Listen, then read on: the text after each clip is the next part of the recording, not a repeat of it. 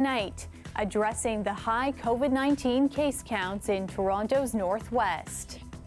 During the first wave, we talked about these issues. We talked about what needed to happen on the ground right from the start. Approximately a quarter of Toronto's new cases come from that area. Reaction from the hardest hit community on the city's new plan to combat the startling numbers. Plus, I was devastated. I was like, what is it that I could have done differently? In part 2 of our series, Policing the Police, data reveals only 1% of public complaints against Toronto cops led to a disciplinary hearing in the past 5 years. And remember the days of dinner and a show? How a Toronto theatre is bringing that experience back from the comfort of your home.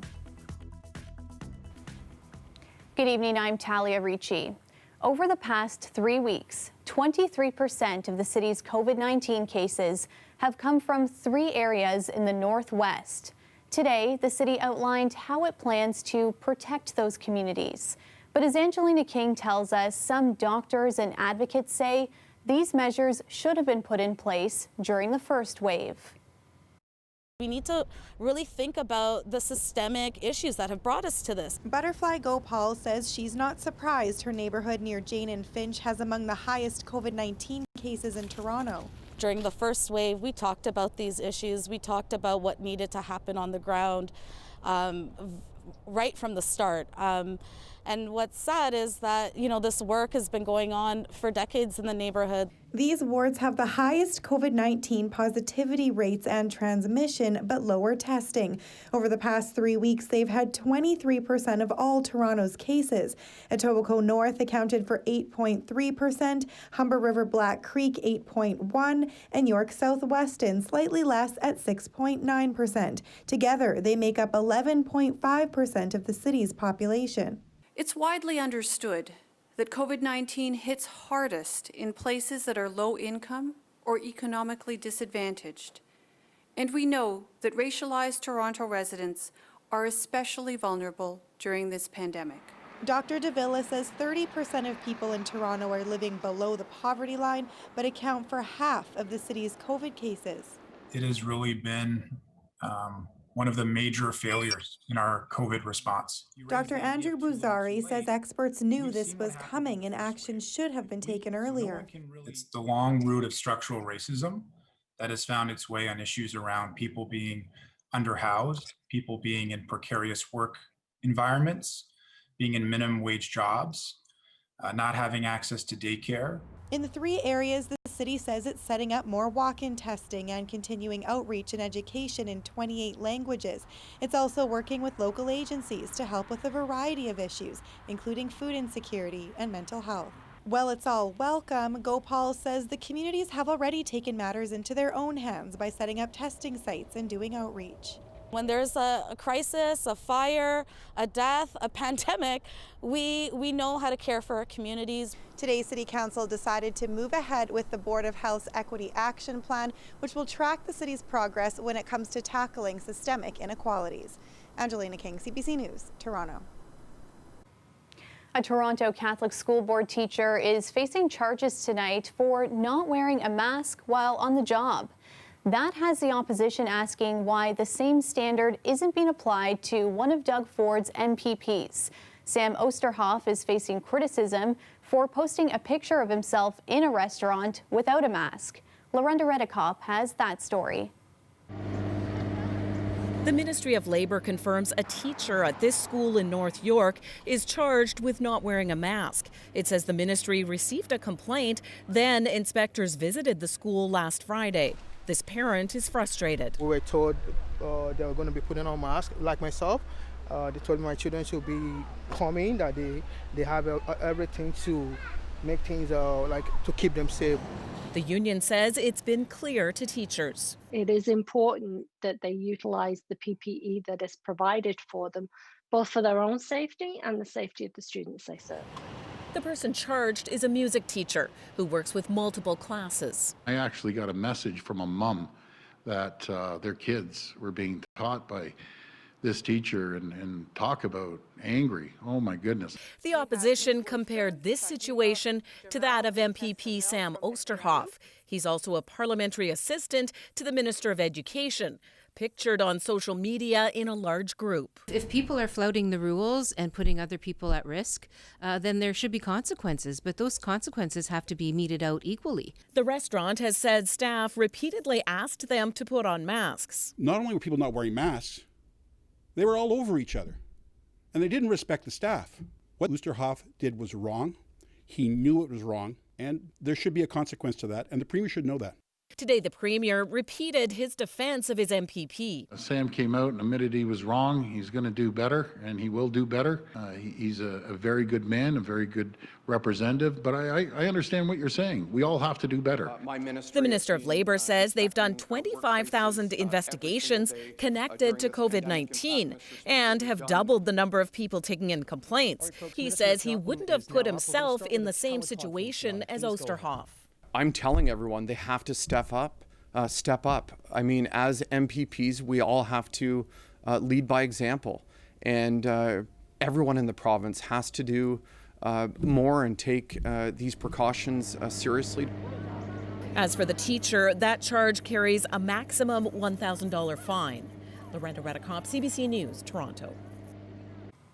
Toronto City Council passed a motion late this afternoon asking the province to temporarily cap commission fees for food delivery companies like Uber Eats. Some restaurants are being asked to pay as much as 30%. Regulate these guys and let them know that they're really heavily impacting our bottom line, and we're all in this together. Let's get to the other side of this as a whole. Restaurants Canada estimates that without the necessary support, up to 40% of independent restaurants might go out of business beyond March of next year. Temporary caps on fees charged by food delivery apps have been implemented in some North American cities already, like Chicago, Los Angeles, and New York. A spokesperson for Uber told CBC that Uber Eats and other third-party delivery companies operate at a negative margin, so solutions must be sustainable for all sides of the marketplace.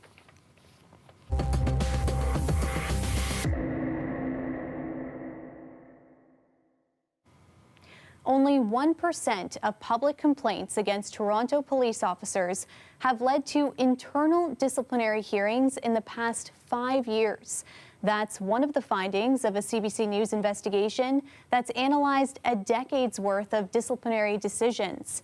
It's part 2 of our series, Policing the Police. Farah Morali reports.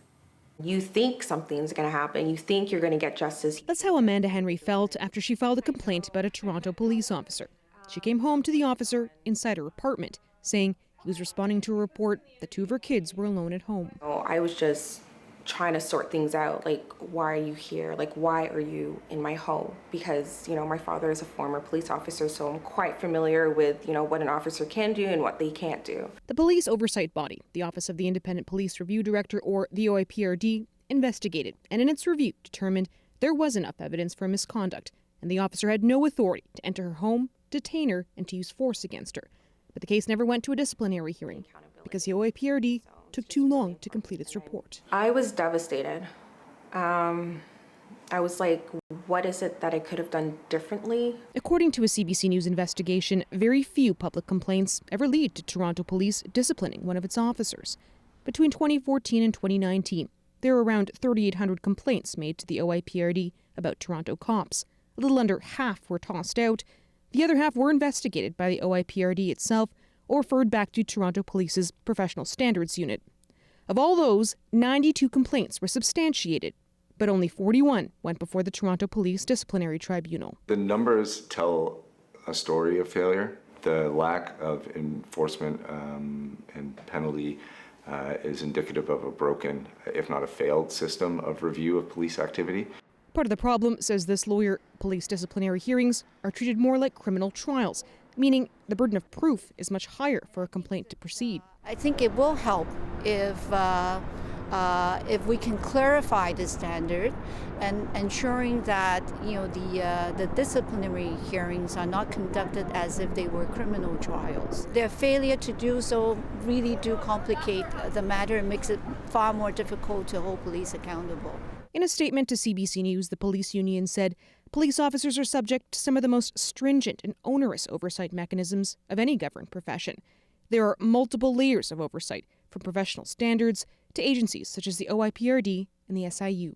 Henry says the OIPRD didn't give her the justice she was looking for. The last thing I have is to take civil action against them so that somehow I can get some justice. She's now filed a civil suit against police.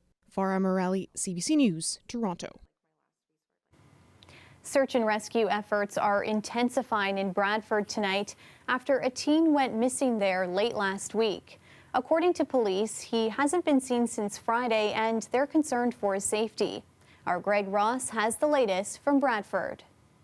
Police are telling us that 15-year-old Siam Zareski was reported missing on Saturday. They say that he was last seen by his father in the family home at about 11:30 on Friday night. Now, at this point, police are saying there's no indication as to why he would have left the home. They say that the family is telling him that there was no kind of argument, no altercation, nothing out of the ordinary. Zareski is a student here at Bradford District High School, where they set up this mobile command unit for the police. Now, we did speak to some students here at the school who told us that they know him, and they are telling us that this is very much out of the ordinary. He was a really nice kid, never did drugs, party, just always was there for a student if you needed help for school, anything. He was just always there. As the days go on here, the search is intensifying. Today, police tell us they were joined by the Georgian Bay Volunteer Search and Rescue Association. They're using drones in this search. Police tell us that today they covered about 2.5 square kilometers. They say that the canine unit, since the search has begun, has covered about 35 square kilometers. Police are also concerned because they don't believe Zareski was dressed for some of the colder weather that we're seeing. They're saying that the family has told them that they believe he was only wearing a light spring jacket and some Nike flip-flops. Police say that they don't believe that Zareski has any access to money.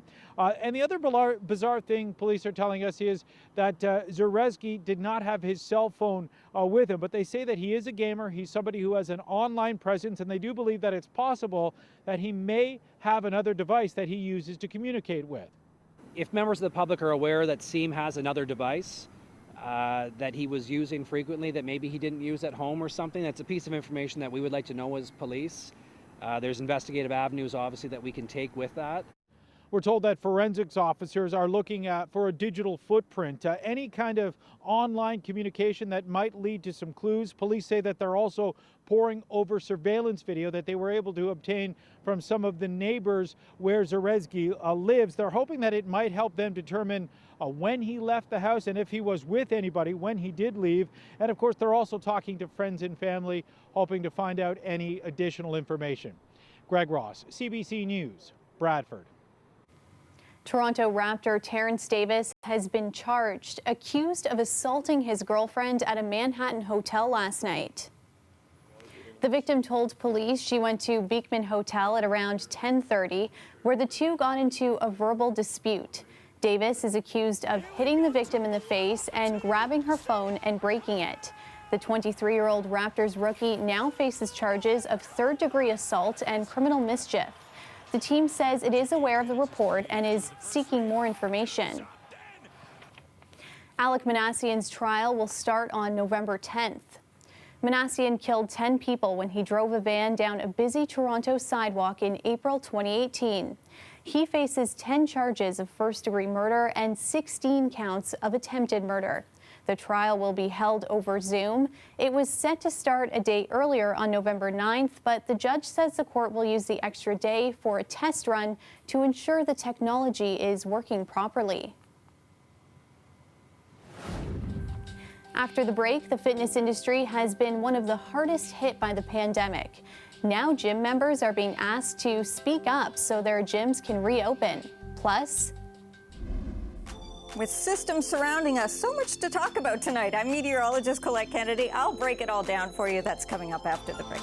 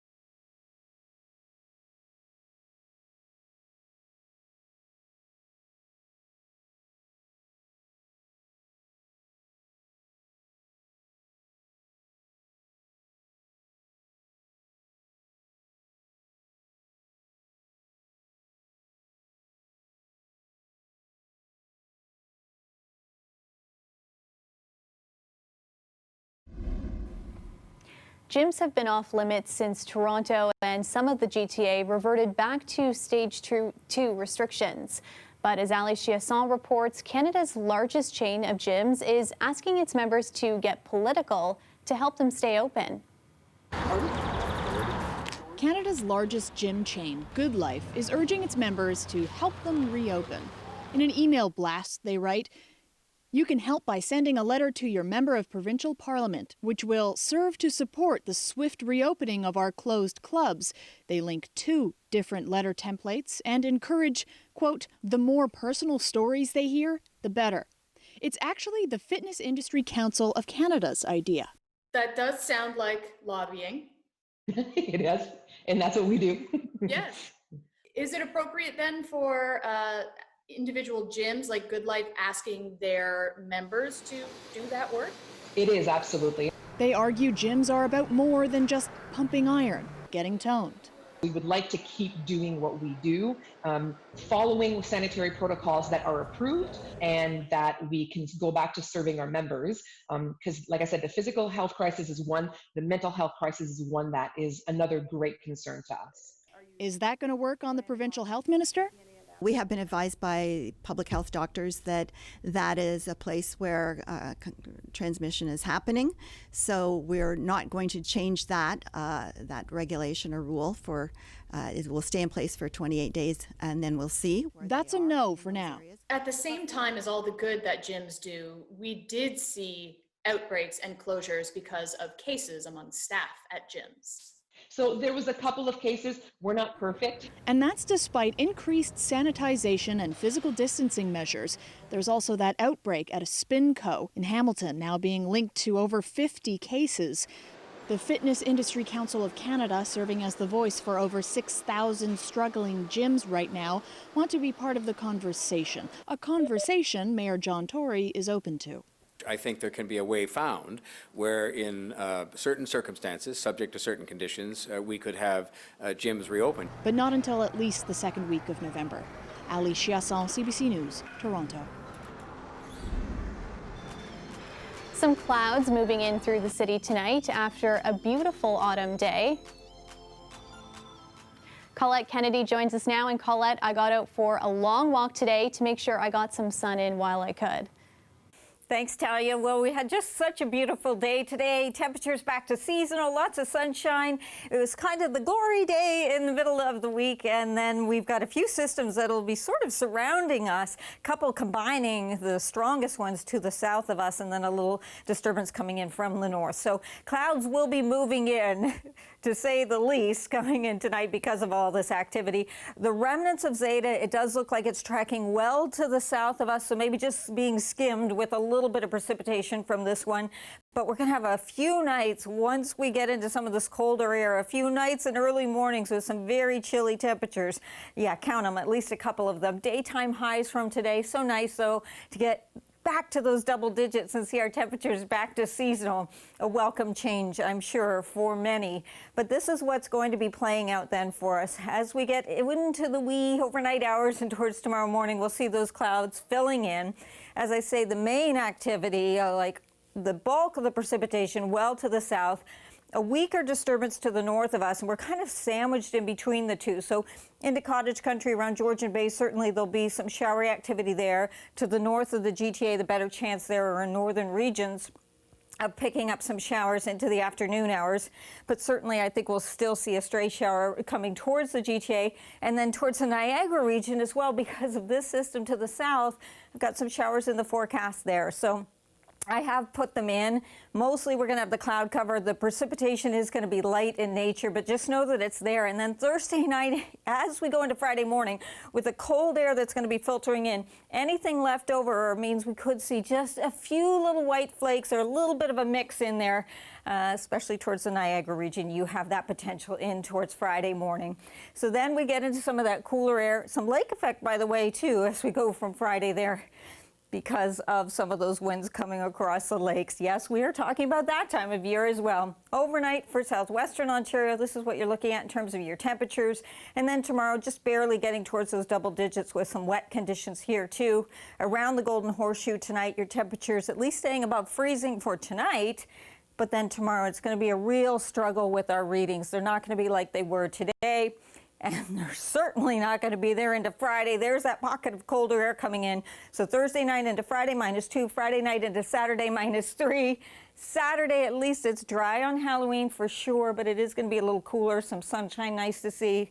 And of course, falling back, we're gaining that hour as we go into this weekend as well, Talia. Thanks for that reminder, Colette. The weather is brought to you by Trane, the most reliable heating and cooling brand. We test, so it runs. It's hard to stop a train.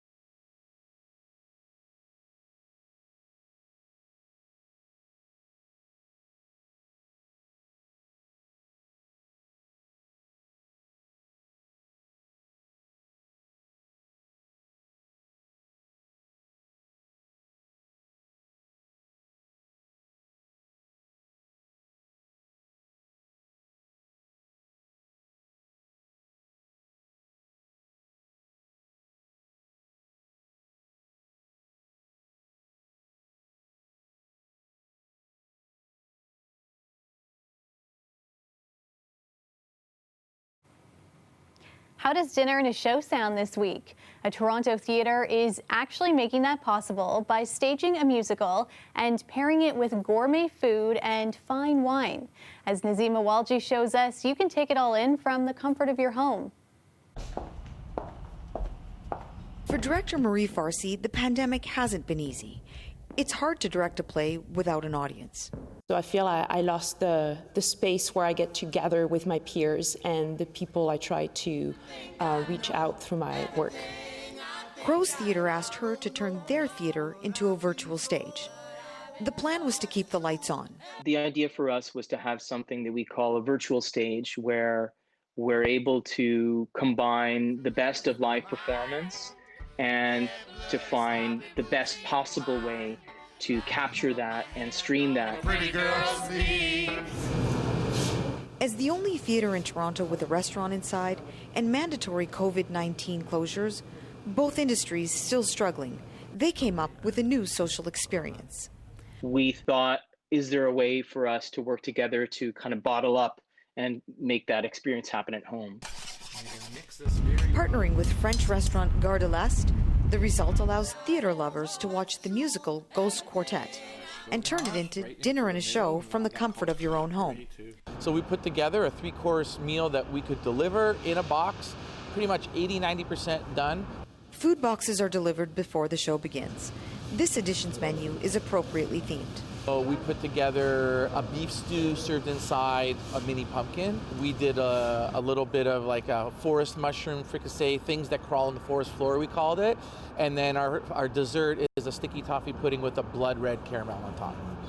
For Farsi, directing Ghost Quartet is an opportunity to be part of an event again. We have multiple storylines, lots of different ghosts from different lives. It's, yes, definitely spooky, strange, and a bit disorienting.